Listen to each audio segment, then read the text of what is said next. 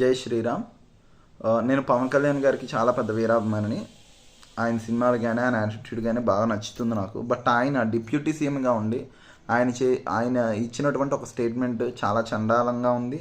And అది నిజంగా అయితే జరిగినటువంటిది కాదు, అబద్ధం. దాన్ని ఆయన చెప్పడం ఏదో నిజంగా జరిగింది అన్నట్టుగా చెప్పడం ఇంకా బాధాకరం. అదేంటంటే స్వామి వివేకానంద తాను ముందుకెళ్ళడానికి అవసరమైతే గొడ్డు మాంసం అయినా సరే తిని ముందుకెళ్తాను తప్ప నేను అక్కడ ఆగిపోను అనే మాట అన్నాడని చెప్పారు ఆయన.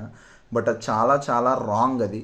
ఎందుకంటే రామకృష్ణ మఠానికి వెళ్ళి మనం ఆయన జీవిత చరిత్రకు సంబంధించిన పుస్తకం తీసుకుని చదివితే అందులో క్లియర్గా ఉంటుంది. ఆయన అమెరికాలో ఉన్న చికాగోకి వెళ్ళినప్పుడు ఆయనకి నాన్ వెజ్ తప్ప ఇక్కడ వెజ్ దొరకదు అంటే 7 రోజుల పాటు అక్కడే నిమ్మరసం తాగి ఉన్నారు తప్ప నాన్ వెజ్ని ముట్టుకోలేదు. ఆయన ప్యూర్ వెజిటేరియన్ అనే చెప్పుకున్నాడు, జీవహింస చేయననే చెప్పాడు. కానీ పవన్ కళ్యాణ్ లాంటి గొప్ప వ్యక్తి డిప్యూటీ సీఎం ఇలా మాట్లాడడం చాలా విచారకరం.